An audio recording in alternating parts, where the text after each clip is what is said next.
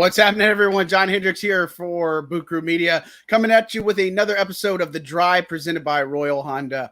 Well, we've got 7 days of Saints training camp in the books, and today's session on Wednesday produced some very, very interesting stuff. Obviously, you look at today, no fans, media is only in their indoor facility, so no real video of what happened. But the big thing to talk about here is Trevor Penning. Got into it with a teammate, Malcolm Roach. They both ended up getting ejected from practice because of everything that ensued. So everything that I saw here, and again, it's a lot's going on. They're in team drills, final portion of team drills. You get a lot of things that are going. They were in shells today, weren't fully in pads, but Penning was going one-on-one, and he was facing up against Malcolm Roach.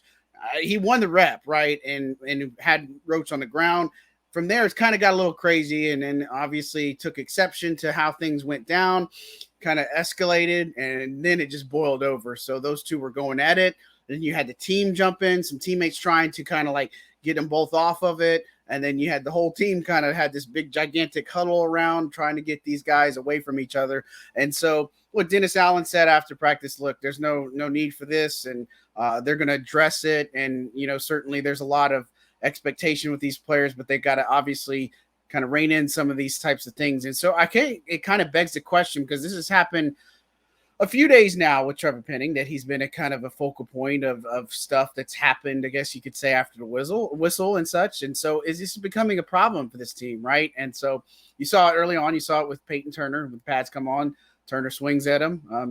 This is a block. You got other reps against guys like Taco Charlton. You got stuff that happened with JT Gray, who said today afterwards, in press conference with his incident on Tuesday with him, is that, hey, it's just football. And so, look, I think you got to like some of the competitive and fiery spirit here. And I think where the concern comes in is if somebody gets hurt from all of this stuff, then it becomes a huge problem, right? And so Penning, we kind of knew again coming in that this guy's a mauler. He's got this attitude. When a teammate said it yesterday, he's got a bulldog. I'm sorry, not bulldog, a pit bull mentality.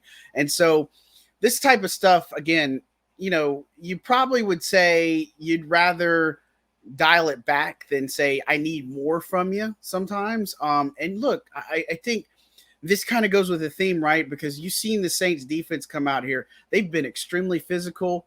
Corners have been physical with wide receivers. They've been, hitting people. I mean, linebackers hitting people. I mean, this has been kind of, this defense is setting the tone. And look, I'm not saying this is the case, but, maybe they're goading Penning into some of this too. I don't know, but, it's just a counterpoint to have. Look, again, he's a fiery player. He's going to have this mean streak mentality, I guess, if you will. But, look, you at some point after the whistle, enough's enough. And so I think those are the types of things that you've really got to hone in and rein in here. And again, if somebody gets hurt, it's going to be the worst case scenario for the Saints. So we'll see how it does. Of course, they had to cool down and such.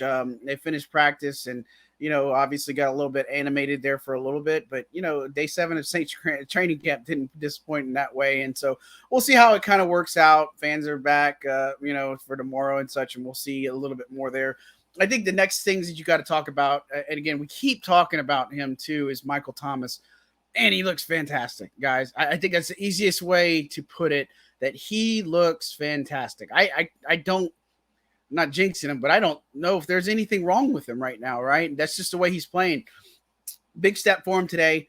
Partook in the 7-on-7 type of period, if you will. He caught all 3 of his targets, out routes, curl routes, slant route, all that good stuff. And, that's the biggest takeaway, I'd say. Besides, I know Penning is going to dominate all the headlines, and because all this and everything that's happened, and I've already seen a lot of craziness, if you will. And so, but I think Michael Thomas is probably your bigger one here as far as today. And then, even I'd say looking at the other part is Tyrann Mathieu is back. Look, and that's a big thing. He's going to have a ramp out period.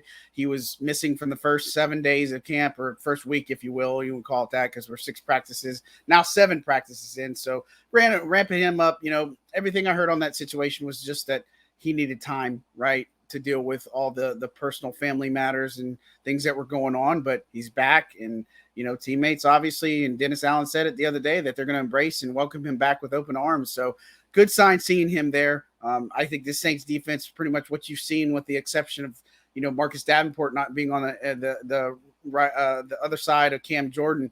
This defense looks like the starting defense. What we see in walkthroughs is probably what we could expect, and that would be you'd have Cam Jordan, David Onyemata, Shai Tuttle. Then you would assume Davenport would be there. That has been Carl Granderson, who's looking good, having a good camp so far.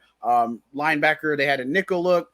Tamari Davis, Pete Warner. You had Paulson Adebo on one side and Marshall Lattimore on the other, and then you have Marcus May and Tyrann Mathieu in the secondary safety spot, if you will.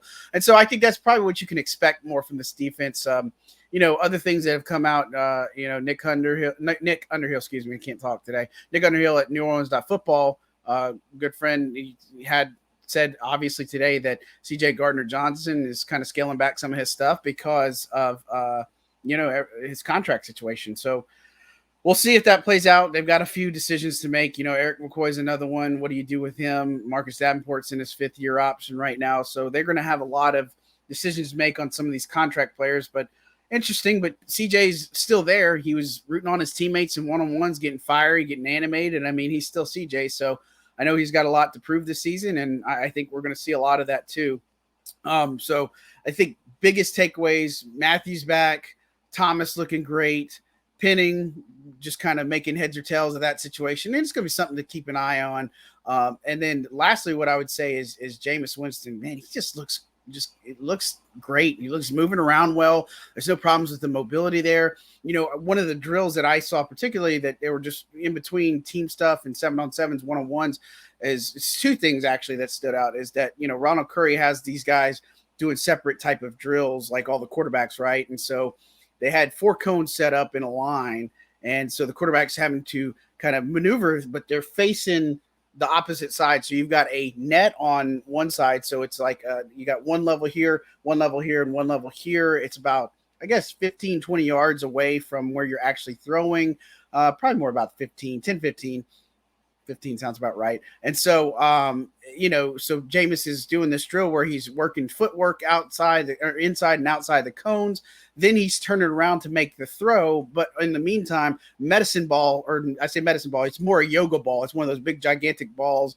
You sometimes see in pregnancy birthing balls, if you will, and that's another way to put it, getting thrown in his face. He had 2 of those that are thrown his way, and he steps up, makes the throw in the top little area, a rung, if you will, with a small little square, if you will. And so that's great, and that's encouraging to see. He's been playing pretty well. I know a lot of people talked about the interceptions he had, but he bounced back. Slow start yesterday, bounced back, looked good, and he looked good and comfortable today. So look, a lot of things to take in here from Saints training camp. And look, tomorrow's Thursday. We've got several more days, Thursday, Friday, and Saturday. Team's going to be off Sunday. Then you go into next week. You got preseason action coming, with the Texans. And speaking of, we got football tomorrow. So I think that's going to be a huge thing for us. But as always, that's a few takeaways. As always, check out Saints.media. That's all my written coverage and notes and observations aplenty. To keep in the loop and in the know of what's going on at Saints training camp. Guys, thanks so much for tuning in. I'm John Hendricks for Boot Crew Media, and shout out to Royal Honda for producing today's show. Thanks, guys. Be good people.